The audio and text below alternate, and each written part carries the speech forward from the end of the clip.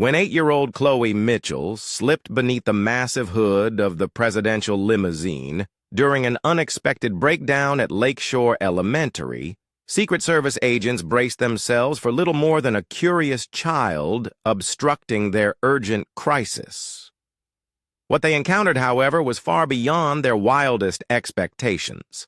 This small girl, her fingers already smudged with grease, not only diagnosed but also repaired the armored vehicle's intricate hybrid engine system. A challenge that had baffled their top government mechanics for over an hour. It was then that Agent Laura Wilson, a hardened veteran, noticed the military rings suspended from a delicate chain around Khloe's neck, her fallen mother's Purple Heart and Congressional Medal of Honor. In that moment, Agent Wilson's world irrevocably shifted, revealing a profound narrative of sacrifice, astonishing hidden genius, and the extraordinary courage ingrained in the very bloodline of America's most distinguished military families. The morning had unfolded like any other Tuesday in Lakeshore, Pennsylvania, with the gentle autumn mist still clinging to the lake that lent the town its name. Khloe Mitchell occupied her usual seat in the back row of her third-grade classroom, her small hands idly tracing the contours of the chain around her neck. Meanwhile, Mrs. Sandra Kelly patiently attempted to demystify long division for 23 spirited 8-year-olds. The delicate silver chain cradled 2 rings, far too grand for Khloe's slender fingers, rings that bore the profound weight of a legacy she was still far too young to fully grasp. "Khloe, can you tell us what 7 divided by 3 equals?" Mrs. Kelly's voice gently cut through Khloe's reverie. "2 with a remainder of 1, Khloe replied automatically, her gaze already drifting back to the classroom window.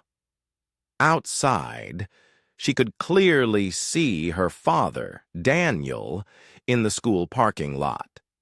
He was once again hunched beneath the hood of the school's aging maintenance van for the 3rd time this month. From the precise angle of his shoulders and the deliberate movements of his hands, Khloe could tell he was grappling with a carburetor issue, most likely a stubborn float valve. "Very good," Mrs. Kelly commented, though her eyes subtly noted Khloe's wandering attention.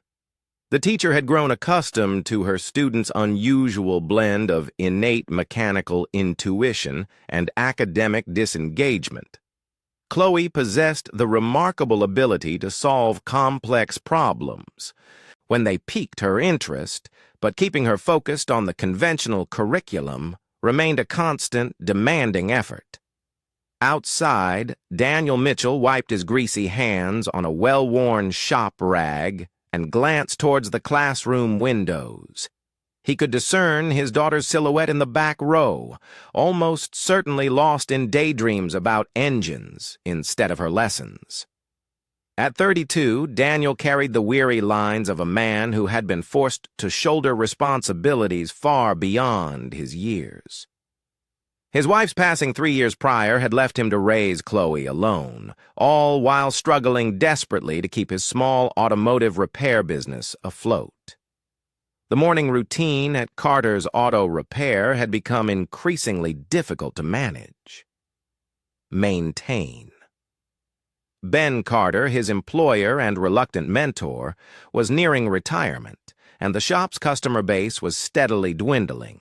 Newer computerized vehicles now demanded diagnostic equipment they simply couldn't afford. Daniel's invaluable expertise with older mechanical systems was becoming less relevant each year, even as his responsibilities as a single father continued to expand. "Dad's still working on that van," Khloe whispered to Tommy Rodriguez, her desk partner, a boy who had recently transferred from Pittsburgh. "So what?"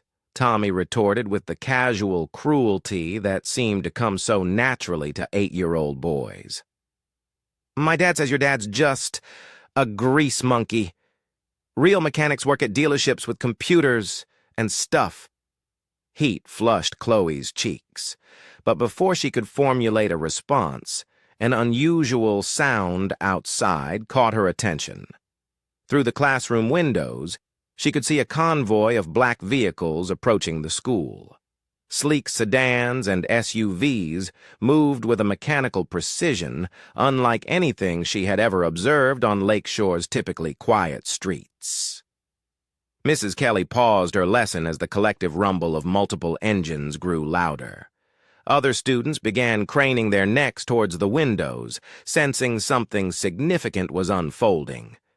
The lead vehicle in the convoy was unlike anything most of them had ever seen. A massive, tank-like limousine that seemed to absorb light rather than reflect it. "What's that big car?" asked Jenny Morrison, a girl who sat in the front row and never missed an opportunity to ask questions. "That's the presidential limousine," Mrs. Kelly explained, her voice a mixture of awe and confusion. "But I don't understand why it would be here." Khloe pressed her face against the window, her mechanical instincts immediately activating as she analyzed the scene. The convoy's formation was precise, professional, clearly coordinated by individuals who understood vehicle logistics. Yet something was amiss with the lead vehicle's movement. The massive limousine was slowing irregularly, its engine note changing in ways that suggested developing mechanical problems. "Mrs. Kelly?" Khloe said, raising her hand urgently. "I think that big car is about to break down."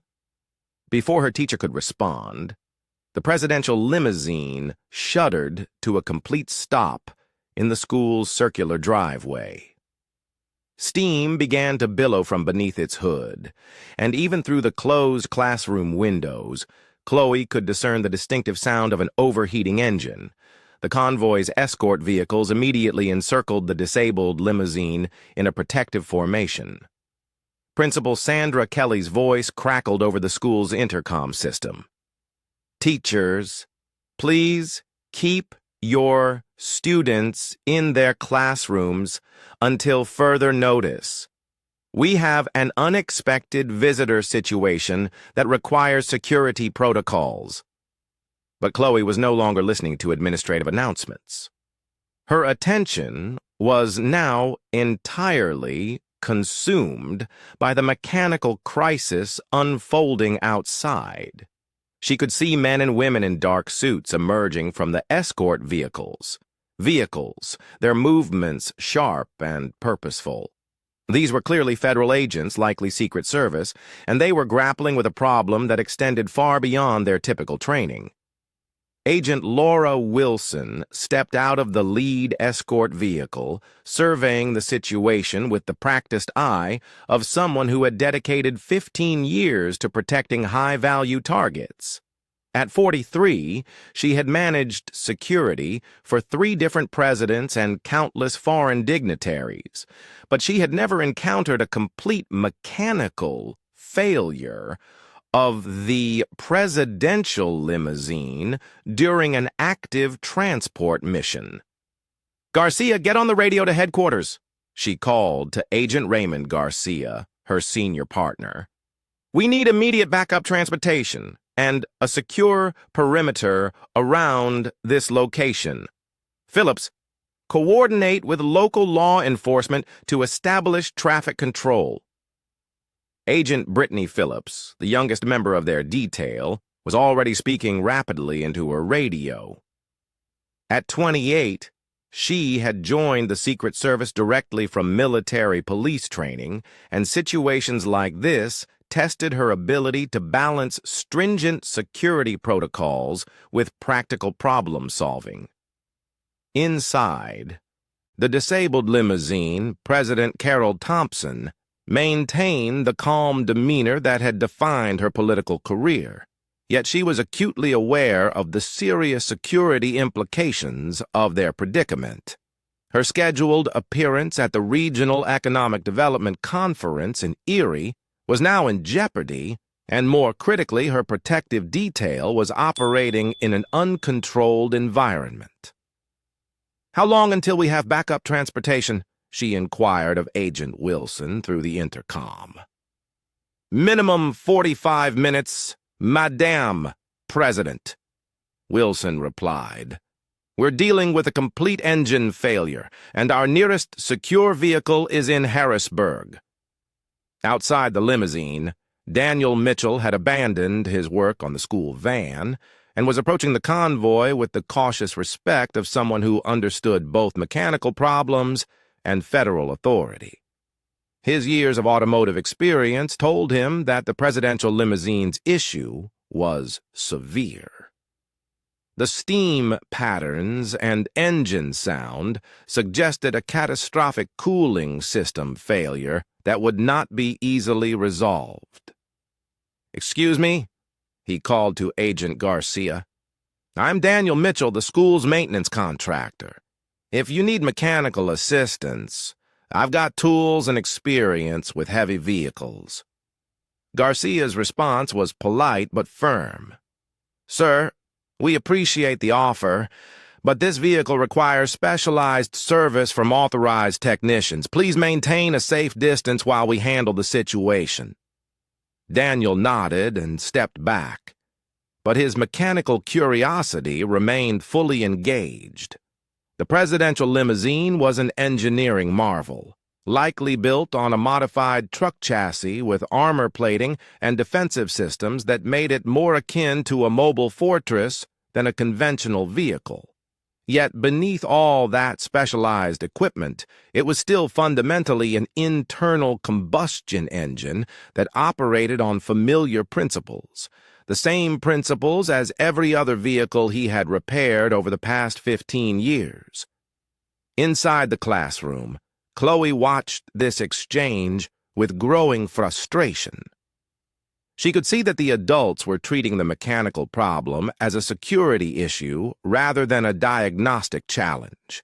Their relentless focus on protocols and procedures was preventing them from addressing the actual engine failure that had created their crisis.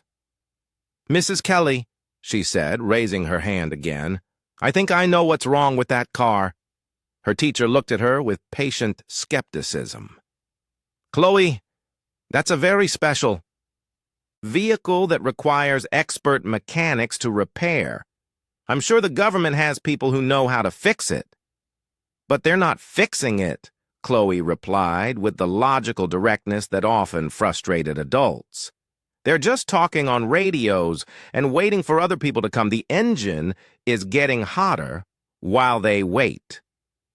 Mrs. Kelly was about to redirect Khloe's attention to her math worksheet when the sound of the school's main entrance opening drew everyone's attention. Principal Sandra Kelly was walking toward the convoy, likely to offer whatever assistance the school could provide during this unexpected situation. Agent Wilson met the principal halfway across the parking lot, her professional demeanor masking the growing concern she felt about their tactical vulnerability. Every minute they remained stationary increased the security risks for the president, but their mechanical options were severely limited. "I'm Principal Kelly," Sandra said, extending her hand. "Obviously, this is an unusual situation for us, but we want to help however we can. Do you need access to our facilities or communication systems?" "Thank you, Principal Kelly," Wilson replied. "We're waiting for backup transportation, but we may need to use your building as a secure location if our timeline extends beyond acceptable parameters." As they spoke, Khloe made a decision that would change the trajectory of everyone's day. She quietly stood up from her desk, walked to the classroom door, and slipped out into the hallway while Mrs. Kelly was distracted by the activity outside. Her father had taught her that sometimes the best way to solve a problem was to get close enough to understand what was actually happening. The school's hallways were empty, creating an almost eerie atmosphere as Khloe made her way toward the main entrance. She could hear the low murmur of adult voices and the occasional crackle of radio communications, but the building itself felt suspended in an unusual quiet that preceded significant events. When she reached the main entrance, Khloe could see the full scope of the situation. The presidential limousine dominated the circular driveway, its massive presence making even the Secret Service vehicles look small by comparison.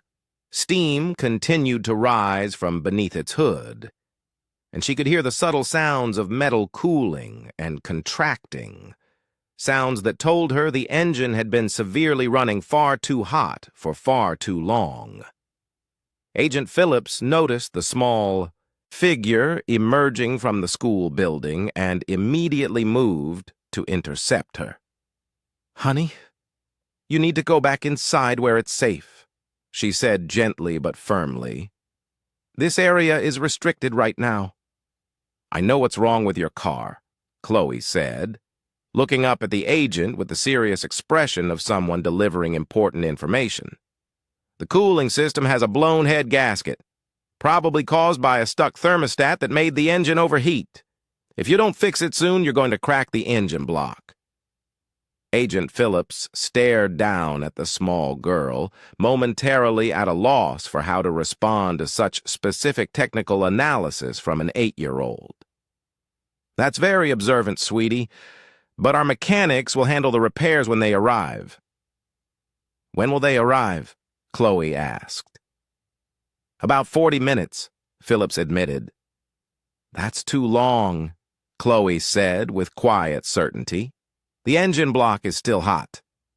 If it cools down completely before you fix the cooling system, the metal will contract unevenly, and you'll have permanent damage." The conversation was beginning to attract attention from other agents, including Laura Wilson, who approached with the measured stride of someone accustomed to managing unusual situations. She looked down at Khloe with a mixture of curiosity and professional skepticism. "I'm Agent Wilson," she said. "What's your name?" "Khloe Mitchell," she replied. "My dad works on cars, and I help him sometimes. I know about engines." Wilson glanced toward Daniel, who was still standing at a respectful distance but watching the interaction with obvious concern. "Is that your father over there?" "Yes, ma'am. He's really good with mechanical problems. He could probably fix your car if you let him look at it." Wilson considered this proposition with the careful analysis of someone trained to evaluate risks and opportunities. Their current situation involved unacceptable security vulnerabilities and timeline delays. If there was any possibility of resolving the mechanical issue more quickly than waiting for authorized technicians, it deserved serious consideration. "Khloe," she said, "would you mind if I talk to your father about the car trouble?" "He'd probably like that," Khloe replied. "He gets excited about complicated engine problems." As Wilson walked toward Daniel to discuss the possibility of emergency mechanical assistance, Khloe remained near the presidential limousine, her eyes taking in details that the adults had missed. The steam patterns, the sound of cooling metal, the subtle vibrations that indicated specific types of mechanical stress. All of it told a story that she could read with the fluency of someone who had been raised in the language of automotive repair. What she saw concerned her more than she had initially indicated to Agent Phillips. The cooling system failure was indeed serious, but there were additional signs suggesting that the limousine's problems extended beyond just that, beyond a simple overheating incident. The engine's idle pattern, barely audible above the ambient noise, carried irregularities that suggested internal damage might have already begun. Time was running out faster than any of the adults realized, and Khloe found herself in the unusual position of being the only person present who fully understood the mechanical stakes of their situation. Agent Laura Wilson's conversation with Daniel Mitchell revealed both the scope of their immediate mechanical crisis and the unexpected depth of local automotive expertise available in Lakeshore. Daniel's 15 years of experience, working on everything from farm equipment to emergency vehicles, had given him diagnostic skills that complemented the Secret Service's security protocols. Even if his methods differed significantly from their usual procedures, he was clearly capable. "The cooling system failure is definitely serious," Daniel explained, gesturing toward the steam still rising from the presidential limousine. "But if your people can authorize me to take a look under the hood, I might be able to provide a temporary solution that gets you back on the road without waiting for specialized technicians." Wilson studied Daniel's weathered hands and grease-stained work clothes, recognizing the authentic markers of someone who had spent years solving mechanical problems under pressure. Her Secret Service training emphasized the importance of adapting to unexpected circumstances, and their current situation clearly fell outside normal operational parameters. "What would you need access to?" she asked. "Just basic diagnostic tools and about 10 minutes to identify the specific failure points," Daniel replied. "I'm not suggesting anything that would compromise your security systems, just emergency cooling system repairs that could stabilize the engine until you reach your destination." Before Wilson could respond, Agent Raymond Garcia approached with information that changed the tactical landscape of their situation. "Laura, we've got complications," he said quietly. "Backup transportation is delayed due to an accident on Interstate 79. We're looking at 90 minutes minimum before secure vehicles arrive."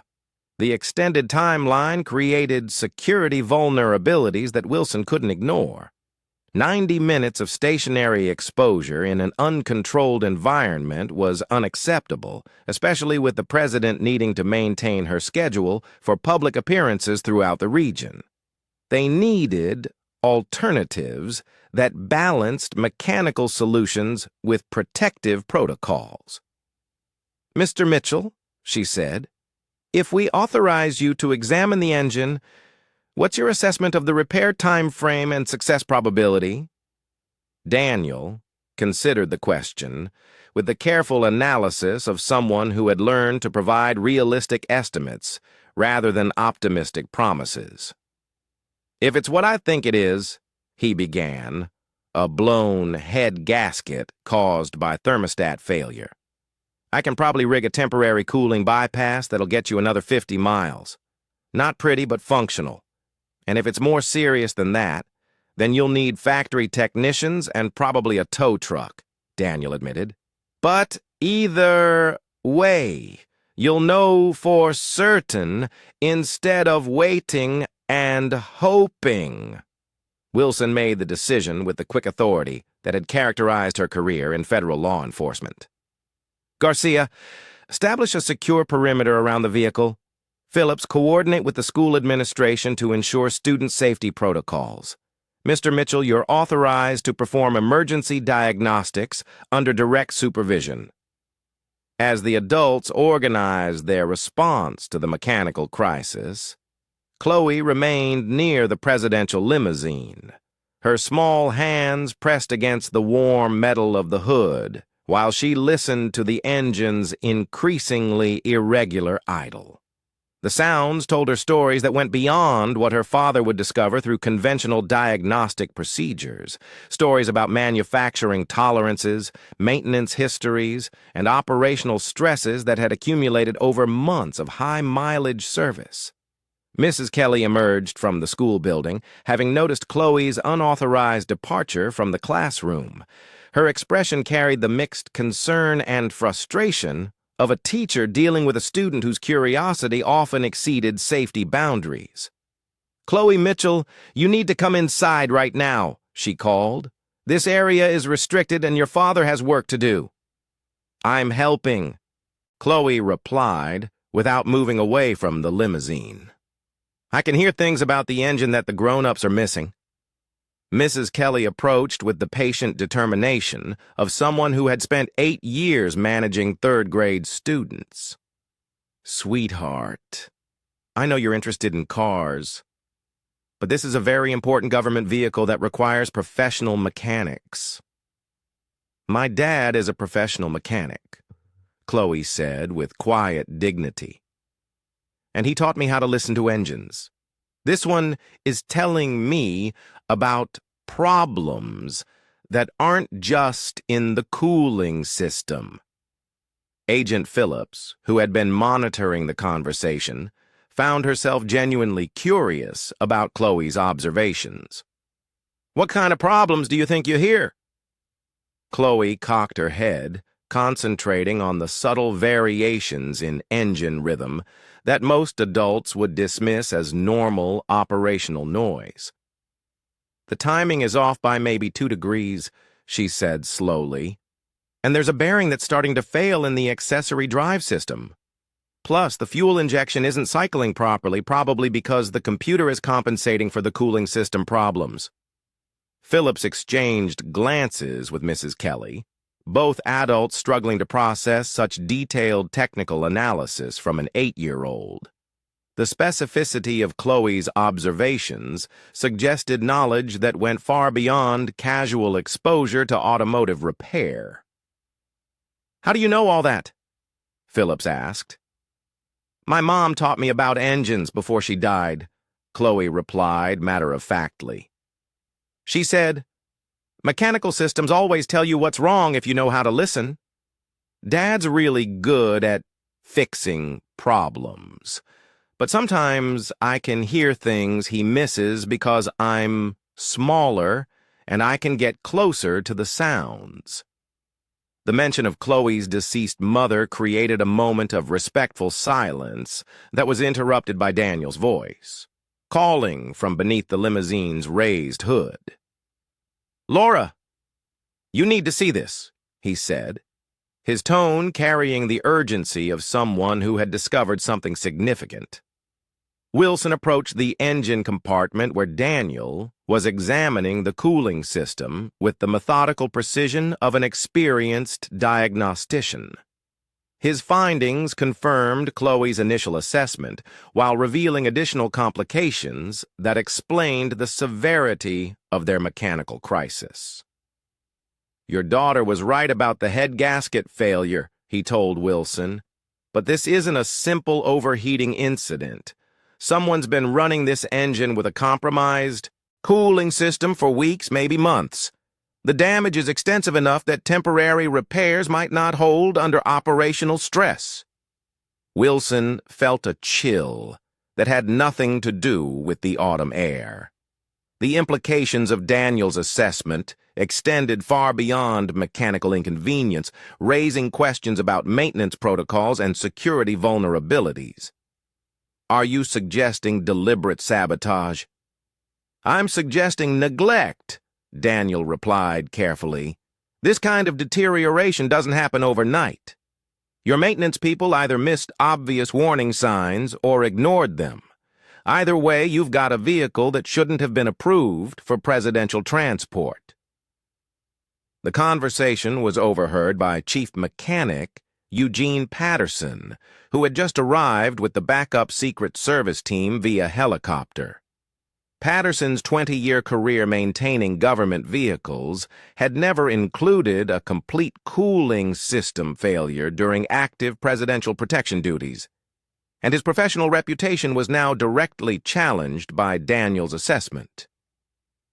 "Sir, I need to see your credentials before we continue this discussion," Patterson said, approaching Daniel with the defensive posture of someone whose expertise was being questioned by an outsider. Daniel straightened up from the engine compartment, wiping his hands on a shop rag while maintaining the respectful tone he had learned to use when dealing with federal officials. "I don't have credentials beyond 15 years of automotive repair experience and a reputation for honest work, but I know what I'm seeing under this hood, and your vehicle has problems that go way beyond today's breakdown." Patterson examined the engine components that Daniel had been analyzing, his trained eye taking in the evidence of long-term cooling system deterioration. The damage patterns were indeed consistent with months of operation under marginal conditions, conditions that should have been detected and rectified, corrected through routine maintenance procedures. "This is very concerning," Patterson admitted reluctantly. "Our maintenance protocols are designed to prevent exactly this type of failure." "Then your protocols aren't being followed," Daniel said bluntly. "Or somebody's been cutting corners on parts and service to save money." Agent Wilson listened to this exchange with growing alarm about the systemic implications of their mechanical crisis. If the presidential limousine had been operating with compromised systems for an extended period, other vehicles in the government fleet might have similar problems. The security vulnerabilities could extend far beyond their current situation. "Patterson, I need a complete assessment of our fleet maintenance records," she said, "and I need it before we put the president in any other government vehicle." While the adults debated maintenance protocols and security implications, Khloe had been conducting her own investigation of the presidential limousine's problems. Her small size allowed her to examine engine components from angles that were difficult for adults to access, and her acute hearing could detect mechanical irregularities that were masked by ambient noise. "Dad," she called softly, not wanting to interrupt the serious conversation between the federal agents. "I think there's something else wrong with this car." Daniel turned toward his daughter with the patient attention he had learned to give her mechanical observations. Khloe's unusual ability to diagnose automotive problems had proven accurate often enough that he had stopped dismissing her insights as mere childhood imagination. "What do you hear, sweetheart?" "It's not what I hear," Khloe said, pointing toward the limousine's rear compartment. "It's what I see. There are fluid stains under the back of the car that don't match the cooling system leak up front." Daniel followed Khloe's gaze toward the presidential limousine's rear section, where small dark stains on the asphalt suggested additional mechanical problems beyond the obvious cooling system failure. His experience with fleet vehicles told him that multiple simultaneous failures often indicated systemic maintenance issues rather than coincidental breakdowns. "Patterson," he called, "you might want to look at this." The chief mechanic joined Daniel and Khloe beneath the limousine's rear section, where the evidence of hydraulic fluid leaks was clearly visible to anyone with automotive diagnostic experience. The location and pattern of the stain suggested problems with the vehicle's brake system, problems that created safety hazards far more serious than cooling system failures. "This is brake fluid," Patterson said grimly. "Fresh brake fluid, which means we've got active leaks in the stopping system." Agent Wilson's expression shifted from concern to controlled anger as the full scope of their mechanical crisis became apparent. The presidential limousine was not only disabled by cooling system failure, but it also had severe brake system issues, but potentially unsafe due to brake system deterioration. Her responsibility for presidential safety made these discoveries a matter of national security. "How long has this vehicle been leaking brake fluid?" she demanded. "Based on the stain patterns, probably several days," Daniel replied. Maybe longer if the leak started small and gradually worsened, and nobody noticed this during pre-trip inspections. Patterson's silence provided the answer that none of them wanted to acknowledge. The presidential limousine had been operating with multiple mechanical problems that should have been detected and corrected through routine safety procedures. The breakdown at Lakeshore Elementary was not an isolated incident, but the culmination of systemic maintenance failures. Agent Garcia approached the group with additional information that deepened their crisis. "Laura, I've been in contact with headquarters about fleet maintenance records. We've had unusual mechanical problems with 3 other presidential transport vehicles in the past month. Problems that were attributed to normal wear and tear." "What kind of problems?" Wilson asked.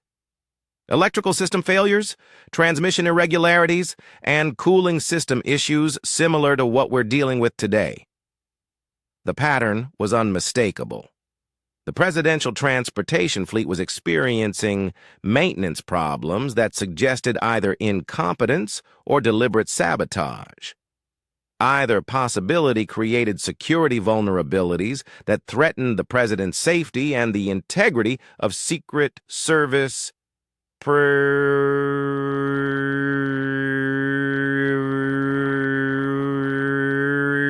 operations. "We need to ground the entire fleet until we can conduct comprehensive mechanical inspections," Wilson said.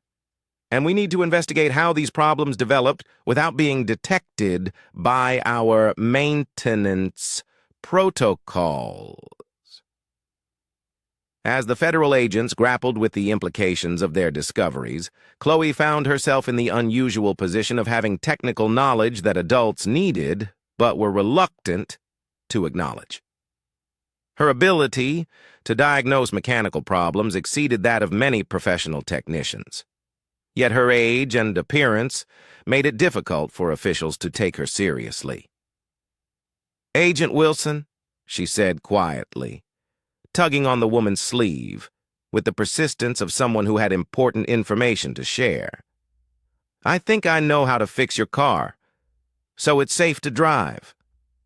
Wilson looked down at Khloe with a mixture of respect and skepticism. The 8-year-old had already demonstrated diagnostic abilities that impressed experienced mechanics, but authorizing a child to perform repairs on presidential transportation equipment would violate every security protocol in the Secret Service manual. "What kind of repairs are you thinking about, Khloe?" "Not permanent fixes," Khloe explained. "Just emergency procedures that get the cooling system working and stop the brake fluid leak long enough for you to drive somewhere safe. My dad has done similar repairs on emergency vehicles during snowstorms when people were stranded. Couldn't wait for parts to arrive." Daniel stepped forward to support his daughter's proposal while acknowledging the unusual nature of their situation. "Agent Wilson, Khloe's emergency repair skills are actually quite advanced. She's helped me restore disabled vehicles under time pressure before, and her size advantage allows her to access components that are difficult for adults to reach." Wilson found herself facing a decision that had no precedent in Secret Service procedures. Their current situation involved unacceptable security risks, extended timeline delays, and mechanical problems that required immediate solutions. Traditional protocols were inadequate for their circumstances, and unconventional approaches might be their only viable option. What would these emergency repairs involve?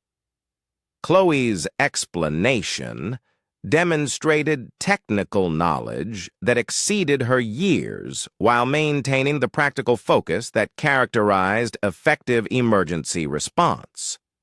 For the cooling system, we bypass the broken thermostat and create a temporary circulation path that keeps the engine from overheating. For the brake system, we tighten the connections where fluid is leaking and add enough replacement fluid to restore proper pressure. How long would these repairs take? Maybe 20 minutes, if Dad helps me with the parts I can't reach, Khloe replied. But we need some basic tools and supplies from the school maintenance shop. Wilson looked around at the assembled agents, mechanics, and school officials, all of whom were waiting for her decision about how to proceed. The president's safety was her primary responsibility, but their current situation offered no perfect solutions, only choices between different types of risk. The decision she was about to make would challenge every assumption about expertise, authority, and the unexpected sources of practical wisdom that could emerge during crisis situations. More importantly, it would reveal whether institutional protocols could adapt to accommodate the kind of unconventional problem-solving that sometimes provided the only path forward when conventional solutions were inadequate. Agent Wilson's decision to authorize emergency repairs by an 8-year-old girl would have been unthinkable under normal circumstances, but their situation had moved far beyond the boundaries of standard Secret Service protocols. The president's safety depended on solutions that traditional procedures couldn't provide, and Khloe Mitchell's diagnostic abilities had already proven more reliable than expensive government maintenance systems. "Patterson, gather whatever tools and supplies Miss Mitchell needs," Wilson ordered. "Garcia, establish a wider security perimeter and coordinate with local law enforcement. Phillips, I need you to document everything for the incident report. And I mean everything." Chief Mechanic Patterson's expression revealed the professional discomfort of someone whose expertise was being superseded by a child. But his 20 years of government service had taught him to follow orders, even when they are forward they sai zao bo, they said out.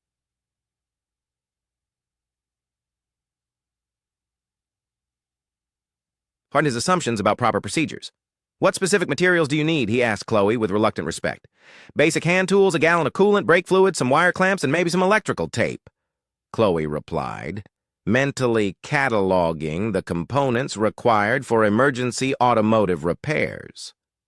The school maintenance shop should have most of that stuff because they work on buses and trucks. As Patterson headed toward the school building to gather supplies, Daniel positioned himself beside the presidential limousine's engine compartment, where he could assist Khloe while ensuring her safety during the repair process. His years of working with his daughter had taught him that her mechanical intuition was most effective when she could work without adult interference. But federal vehicles required extra caution. "Remember what Mom always said about emergency repairs," he told Khloe quietly. "Safety first, then function, then elegance. We're not trying to make it perfect, just good enough to get everyone home safely." Khloe nodded, touching the chain around her neck where her mother's rings rested against her chest. General Nancy Rodriguez had been killed in Afghanistan 3 years ago while leading an engineering unit that specialized in maintaining military vehicles under combat conditions. Her technical expertise and leadership courage had been legendary within Army logistics circles, though 8-year-old Khloe understood her mother's legacy more through mechanical lessons than military honors. President Carol Thompson had been monitoring the situation from inside the disabled limousine, but the extended delay and unusual repair authorization prompted her to emerge and personally assess their circumstances. At 56, she had built her political career on practical problem-solving rather than ideological positions, and crisis management required direct engagement rather than delegation to subordinates. "Agent Wilson," she said, approaching the group gathered around the engine compartment. "I understand. We're dealing with more serious mechanical problems than initially reported." "Yes, Madam President," Wilson replied. "Multiple system failures that suggest long-term maintenance deficiencies across our entire transportation fleet." We're implementing emergency repairs to ensure your immediate safety while investigating systemic issues. President Thompson looked toward Khloe, who was already examining the limousine's cooling system with the focused concentration of someone solving a complex puzzle. "And this young lady is our emergency mechanic?" "Khloe Mitchell, Madam President," Wilson said. "Her diagnostic abilities have been remarkably accurate, and our chief mechanic has confirmed her assessments of the vehicle's problems." The president approached Khloe with the natural ease that had made her effective in retail politics throughout her career. "Hello, Khloe. My team tells me you're quite the expert." "Khloe, I'm Carol Thompson. I understand you know quite a lot about fixing cars." Khloe looked up from the engine compartment, her hands already grimy from examining cooling system components, and smiled with the unself-conscious directness of childhood. "Hi, Mrs. President. I like your car, but somebody hasn't been taking very good care of it. The engine's been running too hot for a long time." "How can you tell?" "The metal has stress patterns that show repeated overheating cycles," Khloe explained, pointing to discolored areas around the cylinder head. "And the gasket material has degraded in ways that take months to develop. This didn't just happen today. It's been building up for a while." President Thompson found herself genuinely impressed by the technical specificity of Khloe's analysis. Her own background included engineering coursework, and she recognized authentic expertise when she encountered it, regardless of the source's age or conventional credentials. "What's your assessment of repair feasibility?" she asked. "I can fix it well enough to get you where you need to go," Khloe said with quiet confidence. "But somebody needs to have a serious talk with your regular mechanics about doing their jobs properly." The president's laughter was genuine, appreciating both Khloe's technical competence and her refreshing directness about government accountability. "I'll make sure that conversation happens," she promised. Chief Mechanic Patterson returned from the school building carrying a toolbox and several containers of automotive fluids, his expression still reflecting professional skepticism about the unconventional repair authorization. His career had been built on following established procedures and maintaining strict quality control standards, but their current situation demanded flexibility that challenged his institutional training. "I've gathered the requested materials," he told Wilson, "but I want it on record that emergency repairs by unauthorized personnel violate multiple federal safety regulations." "Your objection is noted and will be included in my report," Wilson replied. "But our current situation requires solutions that regulations didn't anticipate. Miss Mitchell, you're authorized to proceed with emergency repairs under direct supervision." Khloe began her work with the systematic approach that Daniel had taught her, starting with the most critical problems and progressing through increasingly complex repairs. Her small hands could access engine components that were difficult for adults to reach, and her mechanical intuition guided her toward solutions that textbook procedures might not have recommended. "Dad, can you help me disconnect this coolant hose while I remove the thermostat housing?"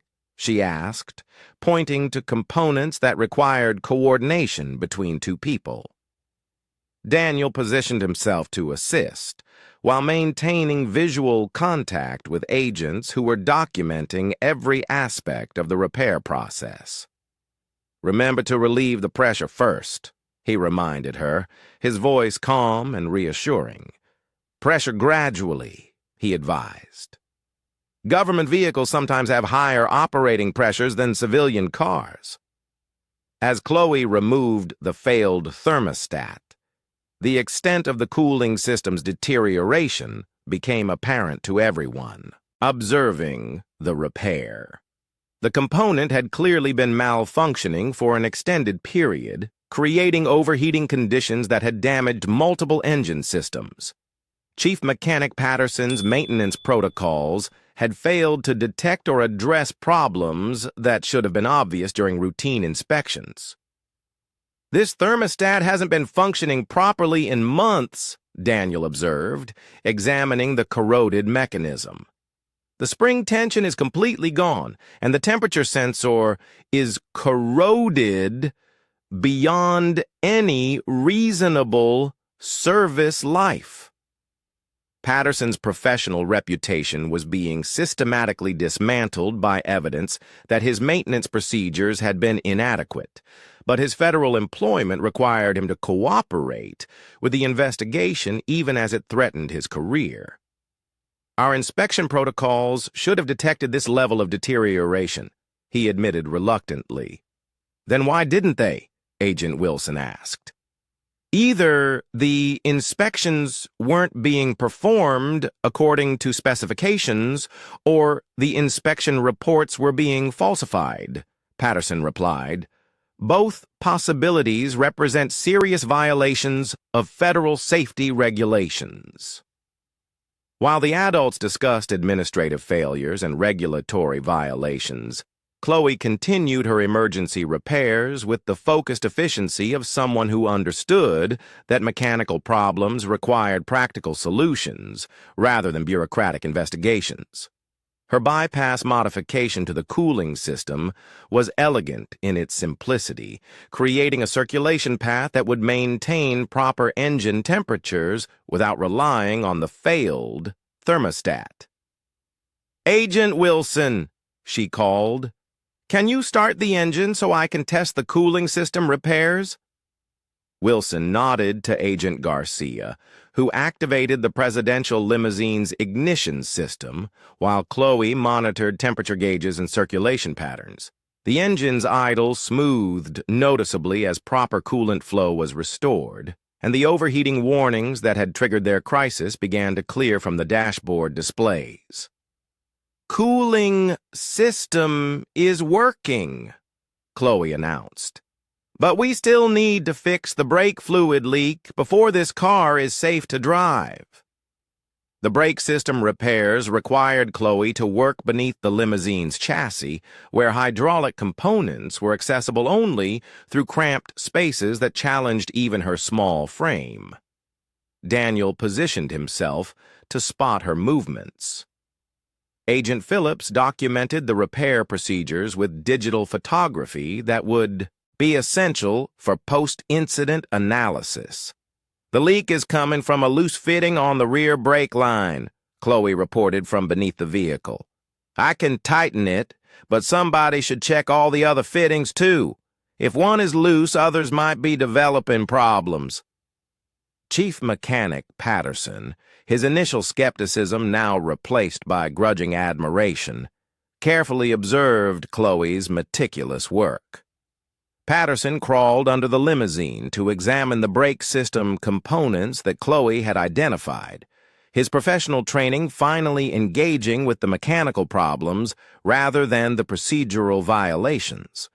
What he discovered confirmed the pattern of systematic maintenance deficiencies that had created their crisis. "Multiple fittings show signs of recent loosening," he reported. "This isn't normal wear and tear. These connections have been disturbed by someone who either didn't know proper torque specifications or deliberately loosened them." The implications of Patterson's discovery transformed their mechanical crisis into a potential security investigation.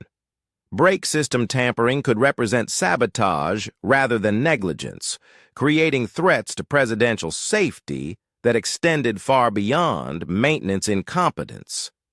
Agent Wilson's expression hardened as she processed the security implications of systematic mechanical tampering. "Garcia, contact headquarters immediately," We need a full investigation of anyone with access to presidential vehicles over the past month. This may not be an accident. While federal agents began coordinating a sabotage investigation, Khloe completed her brake system repairs with the matter-of-fact competence that had characterized her entire approach to the limousine's problems.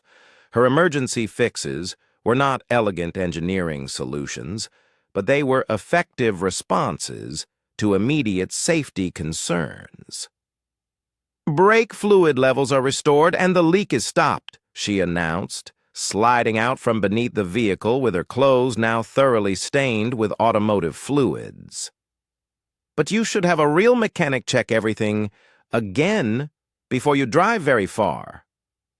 President Thompson had been observing the repair process with growing appreciation for both Khloe's technical abilities and her practical wisdom about emergency problem-solving. "How did you learn to do such complex repairs?" she asked. "My mom taught me about engines before she died," Khloe replied, unconsciously touching the chain around her neck. "She said that mechanical systems are like people. They tell you what's wrong if you know how to listen, and they respond to care if you know what they need. Your mother sounds like she was a wise woman. She was a general in the army," Khloe said with quiet pride. "She fixed vehicles and equipment for soldiers in Afghanistan until she got killed by a bomb. Dad says she saved a lot of people by keeping their trucks and helicopters running when they were in danger."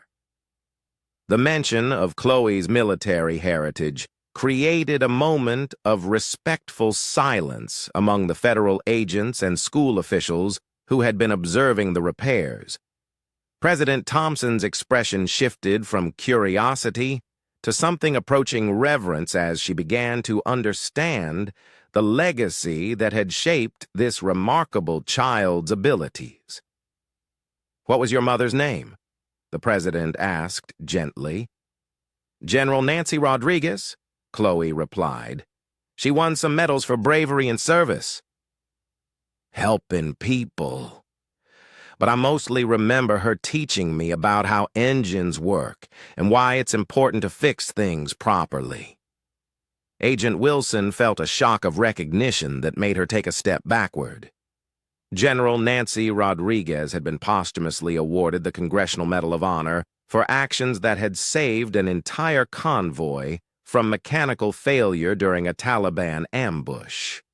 Her engineering expertise and leadership courage had been legendary within military logistics circles, and her death had been mourned throughout the Defense Department. "Agent Wilson," President Thompson said quietly, "I think we need to continue this conversation in a more appropriate setting." Wilson nodded, understanding that the discovery of Khloe's parentage had transformed their situation from a mechanical emergency into something much more significant. The daughter of a Medal of Honor recipient deserved recognition and protection that went far beyond emergency automotive repairs. "Khloe," she said, "would you mind if we talked more about your mother after we get the president safely to her destination?" "Sure," Khloe replied, gathering the tools she had used for the repairs. "But first, we should test drive the car to make sure everything works properly. Emergency repairs don't always hold up under real driving conditions." As the adults prepared for a cautious test of Khloe's mechanical work, none of them realized that their encounter was being observed by people whose interest in the situation extended far beyond mechanical curiosity or security protocols.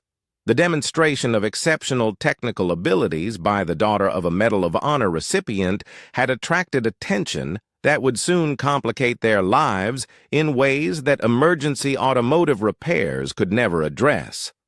The test drive of the presidential limousine revealed that Khloe's emergency repairs had indeed restored basic functionality. But the discovery of her military heritage had created complications that extended far beyond mechanical problems. As Agent Wilson coordinated with federal investigators about potential sabotage, she was simultaneously processing the profound implications of having encountered the daughter of one of the military's most celebrated heroes. Dr. Kevin Martinez arrived at Lakeshore Elementary within 40 minutes of Agent Wilson's call to Pentagon Technical Services. His helicopter landed in the school's athletic field with the urgent precision that characterized Defense Department crisis response. As a senior engineer specializing in military vehicle systems, Martinez had worked directly with General Nancy Rodriguez during her final deployment, and his respect for her technical brilliance made this assignment deeply personal.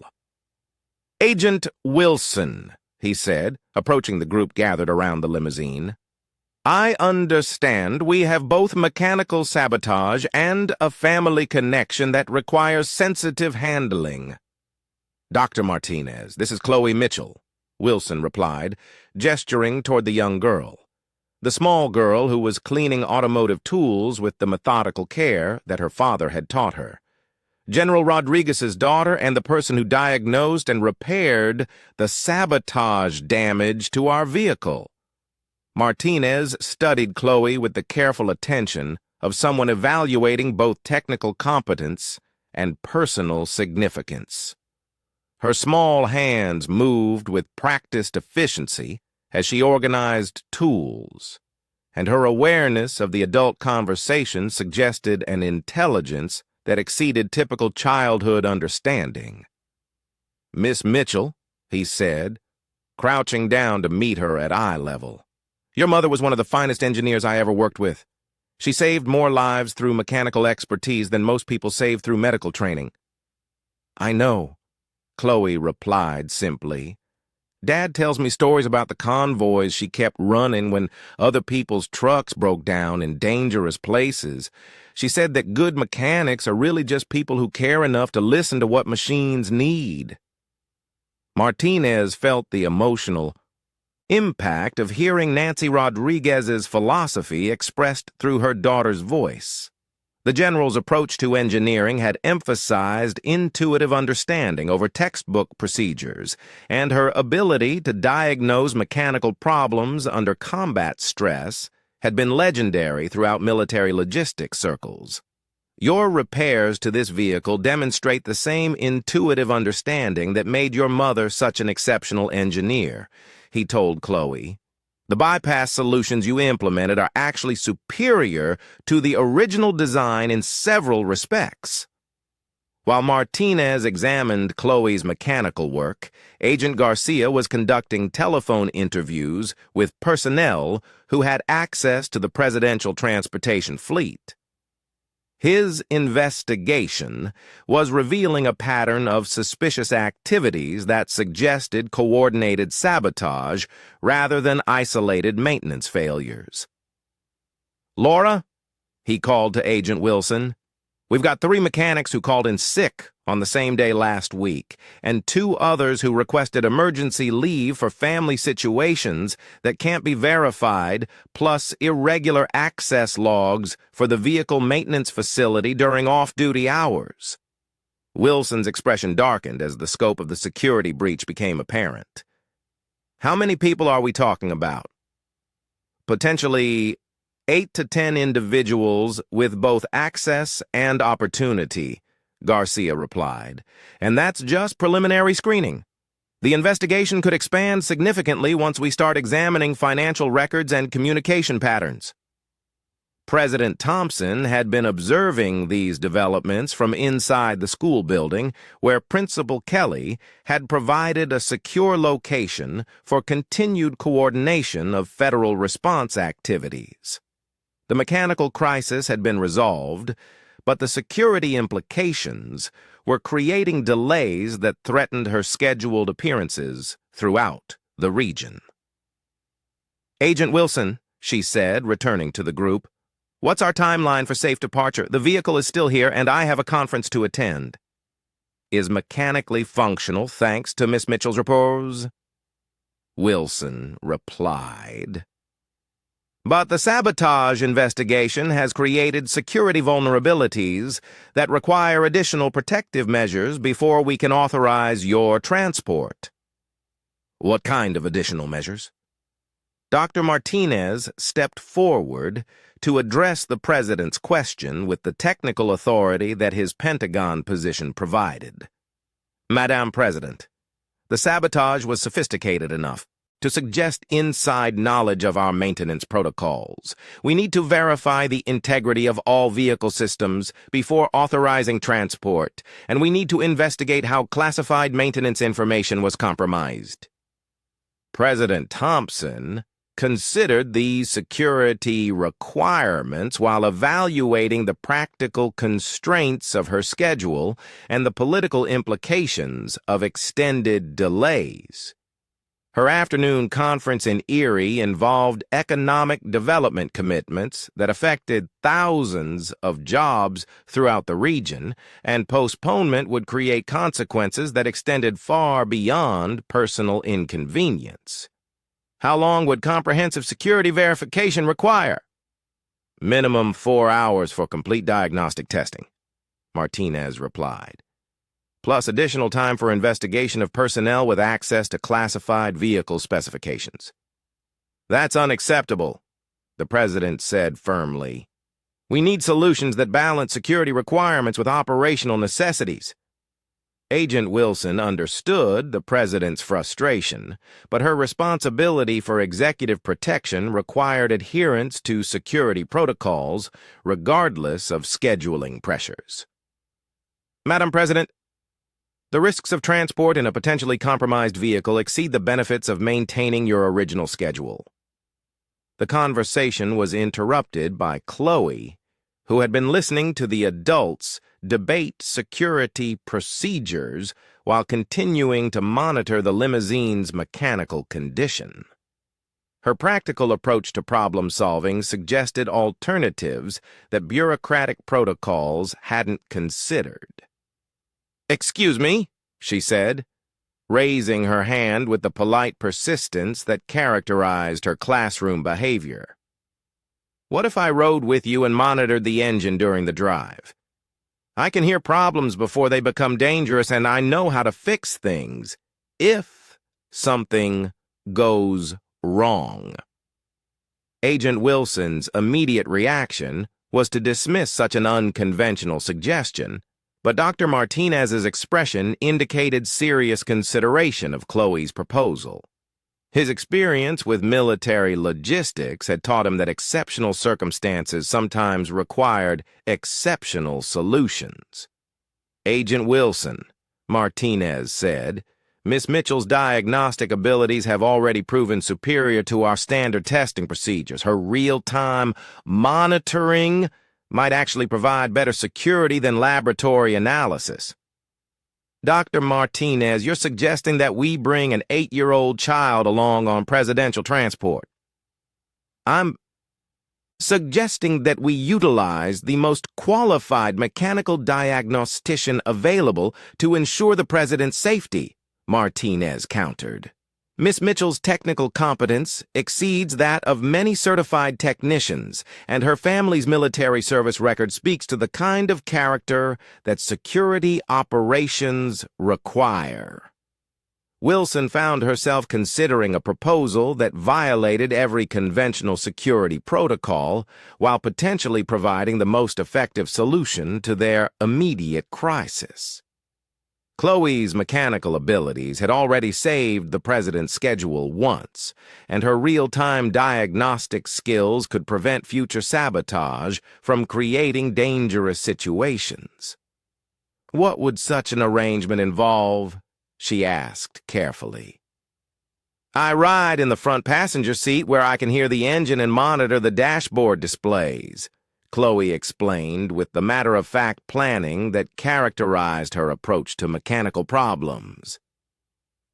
"If anything starts going wrong, I tell you immediately so you can find a safe place to stop before the problem gets dangerous." President Thompson had been listening to this conversation with growing appreciation for Khloe's practical wisdom and technical competence. "Miss Mitchell, would your father approve of such an arrangement?"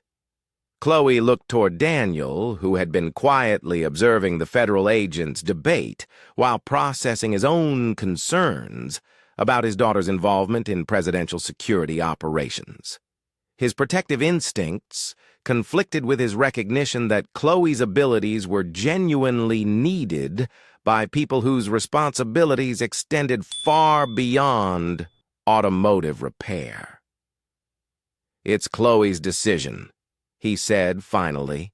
"She's old enough to understand the importance of what these people are trying to do, and she's certainly qualified to help them do it safely." "And you would be comfortable with her traveling in a government vehicle that may have been subject to sabotage?" Daniel smiled at the president's question, recognizing the irony of their situation. "Madame President, Khloe's the only person here who's actually examined every system in that vehicle and confirmed that it's safe to drive. If she says it's working properly, then it's working properly." Agent Wilson realized that conventional security protocols were inadequate for their unusual circumstances, and that effective protection might require embracing unconventional solutions rather than rejecting them. "Dr. Martinez, what's your professional assessment of this proposal?" "From a technical standpoint, Miss Mitchell's real-time monitoring would provide security capabilities that our standard procedures can't match," Martinez replied. "From a personal standpoint, traveling with General Rodriguez's daughter would be an honor that few people ever receive."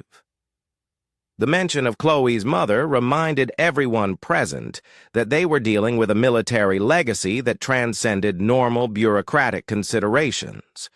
General Nancy Rodriguez had died serving her country with exceptional courage and technical brilliance, and her daughter's offer to assist, serve in her own unique way, deserved respectful consideration. "Khloe," President Thompson said, "if we accept your offer to help, you would be continuing your mother's tradition of using technical expertise to keep people safe. That's a significant responsibility." "I know," Khloe replied, touching the chain around her neck where her mother's rings rested.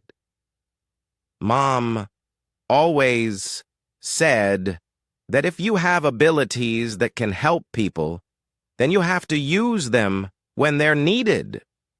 This seems like one of those times." Wilson made her decision with the quick authority that had characterized her career in federal law enforcement, but also with an awareness that she was setting precedents that would be scrutinized for years to come. "Miss Mitchell, you're authorized to accompany presidential transport as a technical consultant for this mission." "What about school?" Khloe asked, suddenly remembering that she was supposed to be in math class. Principal Kelly, who had been monitoring the conversation from nearby, approached with the flexible attitude that characterized effective educational administration.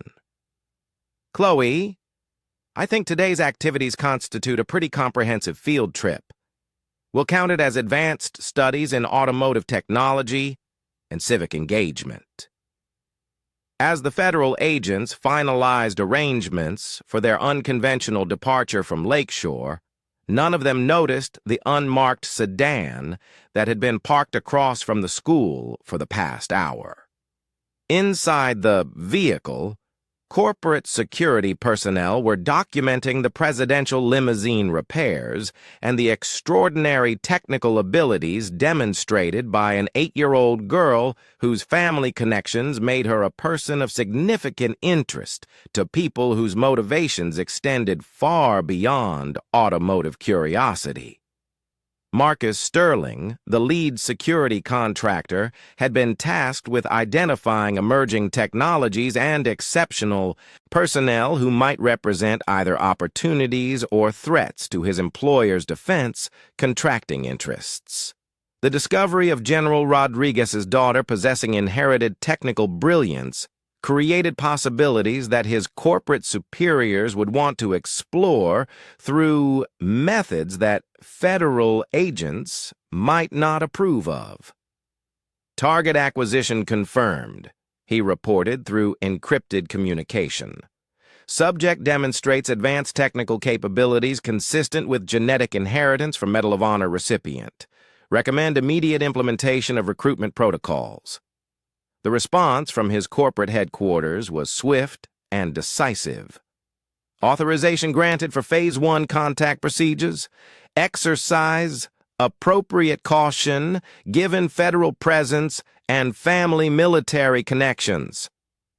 As President Thompson prepared to depart Lakeshore in a limousine repaired by the daughter of a fallen hero, powerful interests were already calculating how to transform that remarkable child's abilities into corporate assets.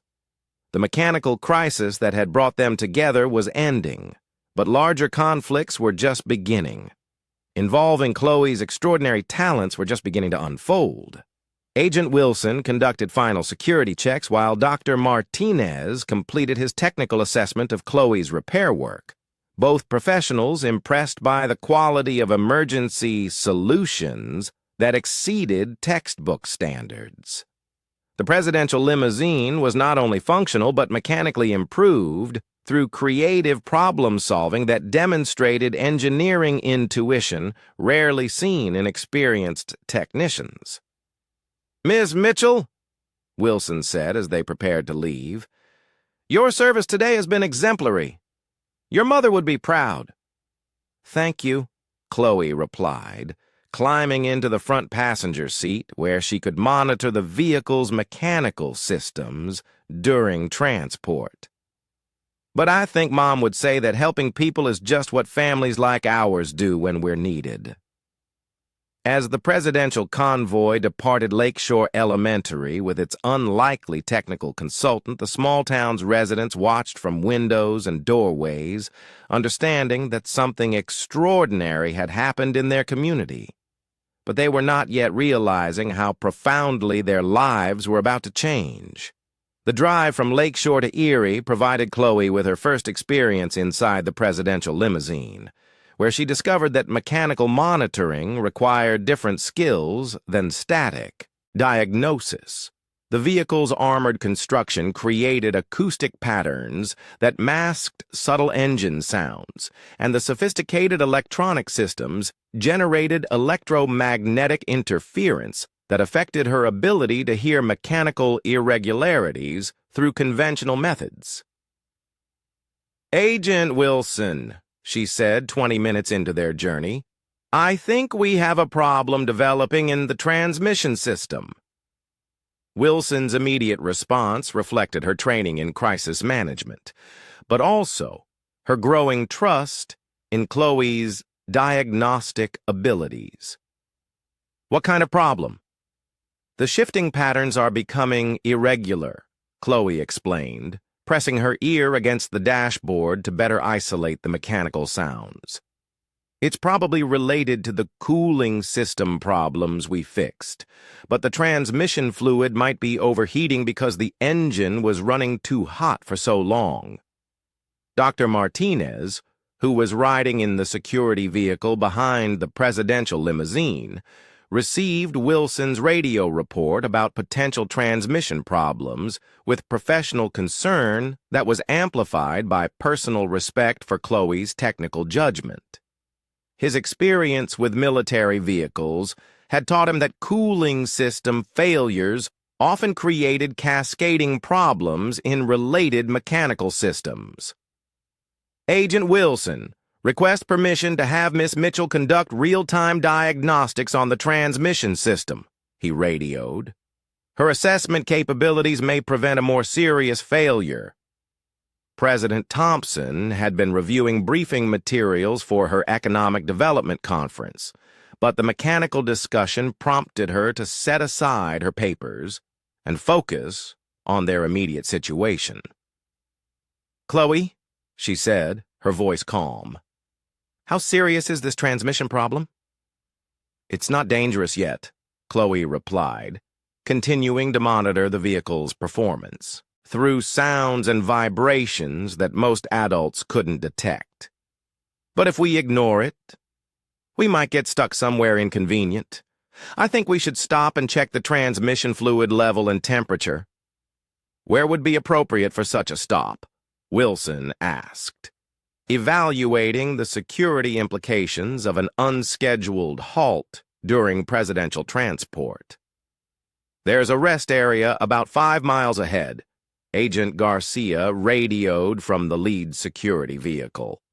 State police have already cleared it for emergency use if needed.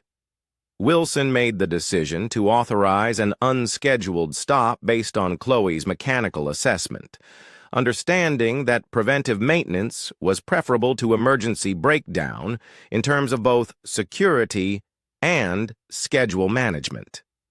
All units implementing precautionary stop at mile marker 47 for technical inspection. The Pennsylvania State Police had established a secure perimeter around the rest area within minutes of receiving federal coordination requests, creating a controlled environment where Khloe could examine the presidential limousine's transmission system without compromising security protocols. Her diagnostic process had become more sophisticated during the drive, incorporating lessons learned from monitoring an armored vehicle under operational conditions. The transmission fluid is definitely running hotter than normal, she reported after checking fluid levels and temperature indicators. But I think I can modify the cooling circulation to include the transmission system in the bypass I created for the engine. Agent Wilson watched Khloe work with growing appreciation for technical problem-solving that exceeded conventional automotive training. How long would such modifications require? Maybe 15 minutes, Khloe replied, already visualizing the mechanical adjustments needed to integrate transmission cooling with her earlier emergency repairs. But I'll need some additional hose clamps and maybe a small length of coolant line. Dr. Martinez approached the group with supplies gathered from the government vehicle's emergency equipment storage, his expression reflecting both professional admiration and personal emotion. Miss Mitchell, your approach to integrated systems diagnosis is remarkably similar to your mother's methodology during combat vehicle maintenance. Mom taught me that engines and transmissions are really just one big system that has to work together, Khloe said, accepting the tools and supplies. If you fix one part, but ignore how it affects other parts, you'll just create different problems. Later, while Khloe implemented her transmission cooling modifications, Agent Garcia received intelligence updates from the ongoing sabotage investigation that created new concerns about the security implications of their situation. The preliminary findings suggested coordination between multiple suspects and unusual access to secure maintenance facilities, possible connections to defense contracting companies with access to classified vehicle specifications. Laura, he called to Wilson, headquarters wants immediate confirmation that our current vehicle hasn't been compromised by additional sabotage beyond what we've already discovered. Wilson understood that the investigation's expanding scope was creating pressure for more comprehensive security measures, but their current situation offered limited options for extensive technical inspection. Garcia, Miss Mitchell has conducted a more thorough mechanical examination of this vehicle than any technician available to us. If there were additional sabotage, she would have detected it. Headquarters is specifically concerned about electronic systems and communication equipment, Garcia replied, areas that might not be covered by mechanical inspection. Dr. Martinez stepped forward to address the electronic security concerns with the authority that his Pentagon position provided. Agent Garcia, I can conduct rapid electronic diagnostics using portable equipment from my helicopter, but I want Miss Mitchell's input on any anomalies we might discover. President Thompson had been monitoring these security discussions while observing Khloe's transmission repairs, and her practical approach to problem-solving suggested streamlined solutions rather than extended diagnostic procedures. Dr. Martinez, how long would electronic inspection require? 30 minutes for a comprehensive sweep of all electronic systems, Martinez replied. But Miss Mitchell's mechanical assessment has already eliminated the most serious security vulnerabilities. Then let's proceed with both electronic diagnostics and completion of the transmission repairs, the president decided. We've already demonstrated that unconventional approaches can be more effective than standard procedures. As Dr. Martinez began his electronic inspection of the presidential limousine, Khloe completed her transmission cooling modifications with the same systematic efficiency that had characterized her earlier engine repairs. Her integrated approach to automotive systems reflected engineering thinking that was sophisticated beyond her years, yet practical enough to provide immediate solutions to complex problems. Transmission cooling is working properly now, she announced, testing the modified circulation system under operational conditions. But somebody should really look at why your regular maintenance people missed so many obvious problems. Agent Wilson's expression darkened as she considered the implications of systematic maintenance failures across the presidential transportation fleet. Miss Mitchell, in your professional opinion, were these problems the result of incompetence or deliberate sabotage? Khloe considered the question with the careful analysis that her father had taught her to apply when diagnosing complex mechanical issues. Some of both, she said finally. The basic maintenance problems were probably just people not doing their jobs properly. But the loose brake fittings and some of the electrical issues looked like somebody who knew what they were doing tried to make the car unsafe without making it obvious. Dr. Martinez looked up from his electronic diagnostic equipment with confirmation of Khloe's assessment. Miss Mitchell is correct. I'm finding evidence of sophisticated electronic tampering in addition to the mechanical sabotage. Someone with advanced technical knowledge has been systematically compromising presidential vehicle systems. The scope of the security breach was becoming more serious than anyone had initially anticipated, involving coordinated efforts by multiple individuals with both mechanical and electronic expertise. Agent Wilson understood that their situation had evolved from emergency automotive repair to active investigation of threats to presidential safety. Dr. Martinez, what's your assessment of current vehicle security for continued transport with Miss Mitchell's mechanical repairs and my electronic countermeasures? The vehicle is safer now than it was when we started this mission, Martinez replied. But we need to implement comprehensive fleet inspection procedures immediately upon return to Washington. While federal agents coordinated expanded security investigations, Marcus Sterling's corporate surveillance team was monitoring their activities from concealed positions around the rest area perimeter. The demonstration of Khloe's advanced technical abilities under operational pressure had confirmed their assessment that General Rodriguez's daughter represented exceptional value for defense industry recruitment. Phase 1 contact window is optimal, Sterling reported to his corporate superiors. Target is isolated from family support and engaged with federal personnel who might be sympathetic to career development opportunities. Authorization granted for direct approach, came the encrypted response. Exercise standard recruitment protocols for exceptional juvenile talent acquisition. Sterling approached the secured rest area with credentials that identified him as a defense industry liaison specializing in technical personnel development. His professional appearance and knowledge of appropriate bureaucratic language would make his interest in Khloe seem legitimate to federal agents who were focused on immediate security concerns rather than long-term recruitment threats. "Agent Wilson," he called, displaying identification that authorized his presence at federal security operations.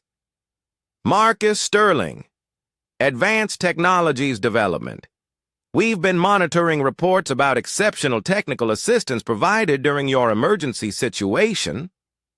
Wilson examined Sterling's credentials with the careful attention that federal security training demanded, but found nothing obviously problematic about a defense contractor's interest in innovative problem-solving techniques. "Mr. Sterling, this is still an active security investigation. What's your business here?" "Specific interest in our situation. My company specializes in identifying and developing exceptional technical talent for defense applications," Sterling replied smoothly. "We understand that your mechanical problems were resolved through unusually advanced diagnostic work performed by someone with remarkable abilities." "What kind of development opportunities are you referring to?" Wilson asked, beginning to understand that Sterling's interest focused specifically on Khloe. "Educational scholarships, advanced technical training, internship programs that provide career pathways for young people with exceptional mechanical and engineering aptitudes," Sterling explained. "We found that early identification and cultivation of unusual talents can benefit both individual development and national security capabilities." Dr. Martinez, who had been monitoring this conversation while completing his electronic diagnostics, recognized the corporate recruitment approach that defense contractors use to identify and acquire promising technical personnel before they reached military or academic development programs. "Mr. Sterling, are you suggesting recruitment contact with Miss Mitchell?" "I'm suggesting a conversation about opportunities that could significantly benefit her future career development," Sterling replied.